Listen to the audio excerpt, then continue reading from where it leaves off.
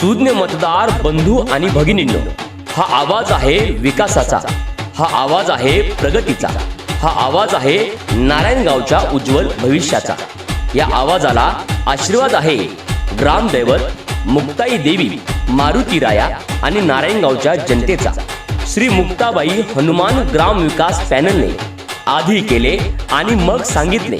चला तर एक नजर टाकूया नारायणगावच्या विकास कामांवर।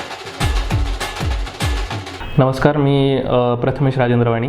मी DP's रॉयल अकॅडमीचा संस्थापक सदस्य म्हणून इथं तुमच्यासमोर उभा आहे। सर्वात प्रथम 2019ला धनेश सर वारुळे आणि आम्ही दोघांनी 2019मध्ये रॉयल अकॅडमीचा पाया इथं रोवला। 2019 नंतर आम्ही कोविडच्या काळापर्यंत पूर्णपणे अकॅडमी रन करत होतो। त्याच्यामध्ये बऱ्यापैकी विद्यार्थी लायब्ररीसाठी आणि सोबतच आपल्या क्लाससाठी येत होते।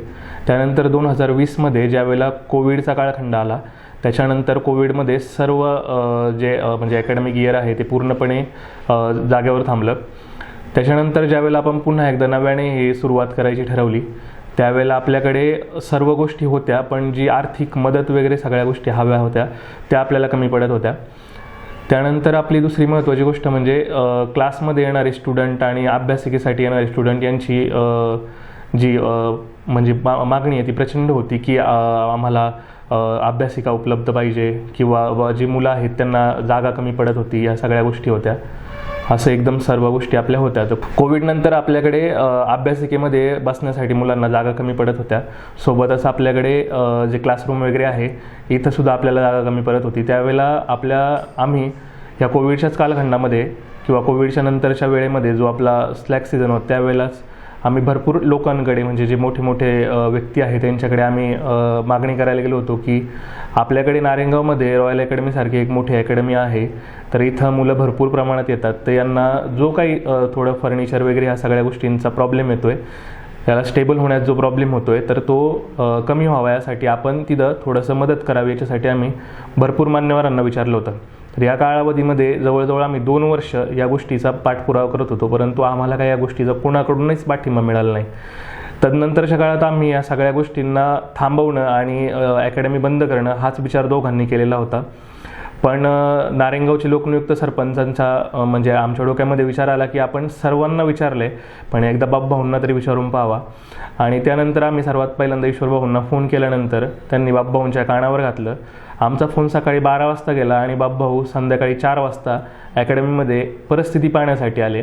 अकॅडमीमध्ये असलेले विद्यार्थी किंवा आम्ही सर्व यांना एकदा सगळं दाखवल्यानंतर त्यांनी अकॅडमीमधल्या मुलांशी जरा चर्चा करून सगळं पाहिलं की यांना कमी पडणाऱ्या गोष्टी काय काय आहेत आणि काय काय नाही। त्यांनी पुढच्याच 5 मिनिटांमध्ये आम्हाला दुजोरा दिला की आपण हे सर्व कामकाज करूया।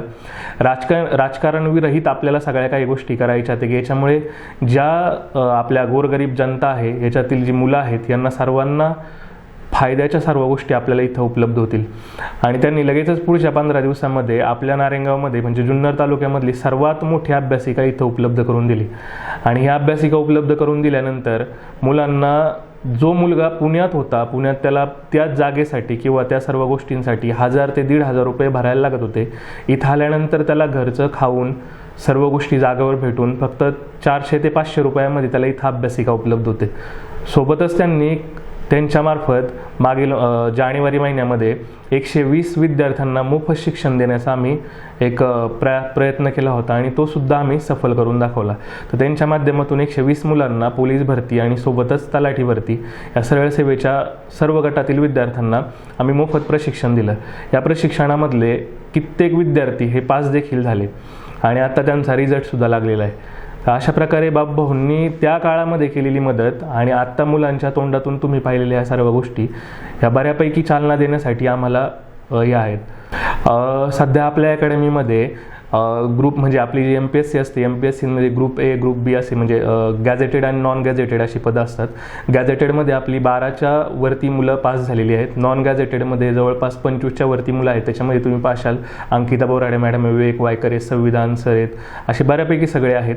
त्याच्यानंतर गॅझेटेडमध्ये आपल्या पूजा गायकवाड मॅडम, त्याच्यानंतर सानप सर वगैरे हे बऱ्यापैकी विद्यार्थी आहेत। सोबतच मी जे तुम्हाला सांगितलं की आपण 120 मुलांना मोफत मार्गदर्शन दिलं होतं, याच्यामधले जे पोलीस भरतीला होते आणि जे तलाठी भरतीला होते किंवा सरळ सेवेला होते. याच्यामधले जे आपण पोलीस भरती आणि सरळ सेवा म्हणतो, याच्यामध्ये 50च्या वरती मुलं ही पोलीस भरतीमध्ये पास झाली आणि सरळ सेवेमध्ये कमीत कमी 41 मुलं आत्तापर्यंत पास झालेले आहे.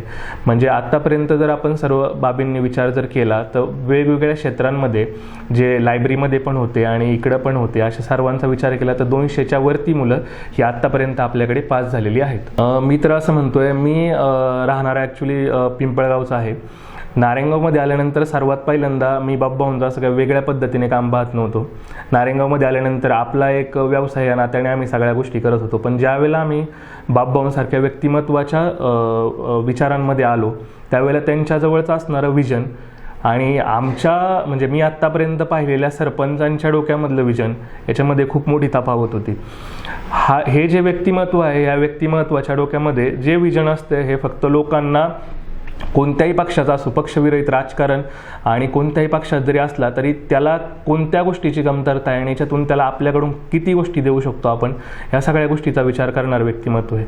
आणि जेव्हापासून आम्ही त्यांच्यासोबत आहोत तेव्हापासून लोकांकडे पाहण्याचा दृष्टिकोन आणि त्यांना गरज लागली तर आपण त्यांना उभं राहण्याची ही आपल्याला संधी ही त्यांच्यापासून आम्हाला मिळालेली आहे. म्हणजे एखादा विद्यार्थी जर आपल्याकडे येतोय आणि तो जर सांगतोय की सर आमच्याकडे पैसे नाही आहे भरण्यासाठी, तर आपण त्याला फ्रीमध्ये सुद्धा शिकून बस तुला काय कोणत्या गोष्टीची कमतरता नाही, आम्ही सगळ्या गोष्टी तुला देण्यास तयार आहोत, या सगळ्या गोष्टी आपण त्यांच्याकडून आम्ही शिकलेलो आहोत.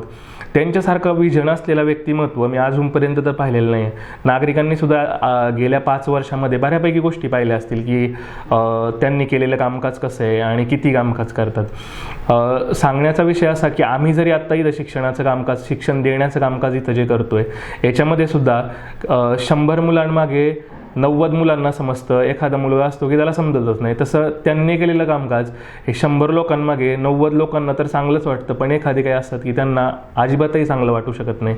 तर त्यांचा तो गैरसमज असतो, सगळ्या गोष्टी असतात. पण एक सुजाण नागरिक या अनुषंगाने आणि ज्याप्रमाणे आम्ही हे सगळे अधिकारी घडवतोय, यांच्यासोबत राहून ज्यांचा विचार करण्याची शक्ती जशी आमच्याकडे आहे, त्याच्यामध्ये मला तरी असं वाटतंय की त्यांच्यासारखं व्यक्तिमत्व, ज्यांच्याकडे व्हिजन आहे आणि पुढच्या सगळ्या गोष्टी करण्याचं ताकद आहे, त्यांच्यासारखंच व्यक्तिमत्व पुन्हा एकदा निवडून यावं. आणि अशी मी सर्व नागरिकांना एक विनवणी करेल की त्यांनी सामाजिक असो, शैक्षणिक असो किंवा कोणतीही गोष्ट असो, याच्यामध्ये कधीही कोणत्याही गोष्टीला कमतरता केलेली नाही आहे. तर पुढच्या पंचवार्षिकमध्ये जर त्यांच्यासारखं व्यक्तिमत्व आलंच किंवा त्यांच्यासारखं सर्व गोष्टींचा विचार करणारे व्यक्तिमत्व आलंच तर अजून खूप मोठे बदल होतील. आणि हे जे म्हणजे अकॅडमीमध्ये तुम्ही पाहाल की बाजूच्या म्हणजे बुलढाणा वगैरे, सातारा, कोल्हापूर वगैरे इकडली सुद्धा विद्यार्थी इथं शिकण्यासाठी येतात की इथं सर्व गोष्टींची परिपूर्णता इथं भेटते. हा विषय तर त्यांच्यासारख्या व्यक्तिमत्वाला मी भरभरून शुभेच्छा देईल आणि असंच त्यांची प्रगती होत राहावी अशी अपेक्षा व्यक्त करेल.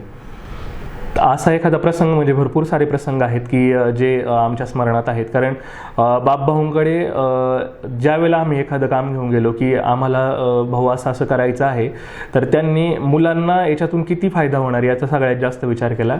ठीक आहे, मुलांना फायदा होणार आहे तर आपण लगेचच्या लगेच ती गोष्ट करायची आहे, हा एक विचार होता. आता त्याच्यामधला एक प्रसंग मला जो आठवतोय, एकदा आम्ही आता बाहेरच्या म्हणजे पुण्यासारख्या ठिकाणी शिकवतो वगैरे, त्यावेळेला आम्ही पाहिलं की लोक डिजिटल बोर्डवर वगैरे शिकवतात आणि घर बसल्या मुलं ते पाहू शकतात. हा एक आपण ॲप वगैरे तयार करायची होती, हा विषय होता आमच्या डोक्यामध्ये.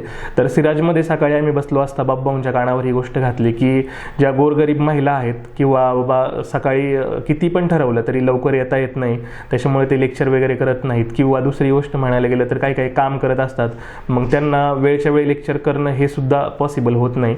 तर त्यांना आम्ही सांगितलं होतं की आपण एक डिजिटल बोर्ड घेऊन त्याच्यावरती जर शिकवलं तर घर बसल्या लोकांना जागच्या जागी पाहता येईल. तर या अनुषंगाने त्यांनी लगेच त्या गोष्टीला दुजोरा दिला आणि आपण ही गोष्ट करूया म्हणून पुढच्याच 1 महिन्यामध्ये त्यांनी लगेच डिजिटल बोर्ड घेऊन टाकला आणि आपल्यास सुपूर्द केला व सांगितलं की तुम्ही चालू करा. लवकरच आपण सगळ्या म्हणजे ज्या गृहिणी असतील किंवा जॉब करणारे व्यक्ती असतील यांच्या अँड्रॉइड मोबाईलवर आपली जी ॲप आहे, ॲपच्या थ्रू ते सर्व लेक्चर पाहू शकतात. म्हणजे त्यांना ज्या वेळेला पाहिजे त्यावेळेला सुद्धा पाहू शकतात. असं नाही की इथंच येऊन तुम्ही लेक्चर करायचे, ते तुम्ही जागेवर बसून सुद्धा करू शकता. ही एक जास्त महत्त्वाची गोष्ट त्यांनी बाबभाऊंनी त्यांच्या प्रयत्नातून आम्हाला एक उपलब्ध करून दिली आणि याचा फायदा खरोखर भरपूर जनतेला होईल अशी आम्हाला अशी आम्हाला एक हे आहे. असे म्हणजे ज्या वेळेला एखादा विद्यार्थी पास होतो त्यावेळेला तो ज्यावेळेला इथे येतो आणि आपल्या पायांना वगैरे हात लावतो की सर तुमच्यामुळे ही सगळी गोष्ट झाली, त्यावेळेला आम्हाला पण एक गोष्ट असते की आमच्यामुळे झाली, पण आमच्या मागे एक मोठा हात आहे की बापभाऊंनी ही जर गोष्ट इथं उपलब्ध करून दिली नसती तर आम्ही सुद्धा यांना ज्या गोष्टी दिल्यात ह्या गोष्टी देऊ शकलो नसतो. म्हणजे ते म्हणजे काही व्यक्ती असे असतात की आल्यानंतर त्यांच्या डोळ्यामध्ये जे म्हणजे सुखाश्रू असतात हे ते सांगून जातात की सर इथं होतो तर त्या गोष्टीतून आम्हाला ह्या गोष्टी मिळालेल्या आहेत. म्हणजे नारायणगावसारख्या ठिकाणी ज्या वेळेला पोलीस भरतीच्या मुलांना ग्राउंडला बाहेर पळायला लागत होतं किंवा अकॅडमीच्या मुलांना सिनियर कॉलेजच्या ग्राउंडला जाऊन पळणं हे सुद्धा विचारून पळायला लागत होतं, त्यावेळेला बापभाऊंनी ते सुद्धा आम्हाला एका मिनिटात उपलब्ध करून दिलं की चला हे आपल्याला ग्राउंड हवं आहे, मुलांच्या भवितव्यासाठी जे काही करता येईल ते सर्व आपल्याला करायचं आहे आणि ते सर्व आत्तापर्यंत तर करत आले. ते सामाजिक गोष्टी म्हणजे मी आत्तापर्यंत पाहताना प्रत्येक मुलाचा तो जरी पास झाला आहे तरी त्याचा सत्कार हा झालाच पाहिजे. त्याला त्यांनी केलेल्या प्रयत्नांना त्याला यश मिळाले तर त्याचा आपण सुद्धा त्याला पाठिंबा दिला पाहिजे. ही गोष्ट मी आत्तापर्यंत त्यांच्याकडून खूप वेळा पाहिलेली आहे. यापुढे 100% मी आत्तापर्यंत त्यांना 3 वर्ष मी त्यांना ओळखतोय तर 3 वर्षामध्ये एवढ्या सगळ्या गोष्टी त्यांनी केलेल्या आहेत. तर आत्तापर्यंत याच्या पुढे त्यांचं जे व्हिजन आहे त्याच्यानुसारच ते कामकाज करतात. ते म्हणजे 100% ते याच्यापेक्षाही जास्त कामकाज पुढे करतील याची ग्वाही तर आम्हाला आहे. आणि मी जनतेलाही देऊ सांगू शकतो की आम्ही पाहतोय, तुम्ही पण पाहिले तर विचार करा. तरी श्री मुक्ताबाई हनुमान ग्राम विकास पॅनलच्या सर्व अधिकृत उमेदवारांना प्रचंड बहुमताने विजयी करा, विजयी करा, विजयी करा. धन्यवाद.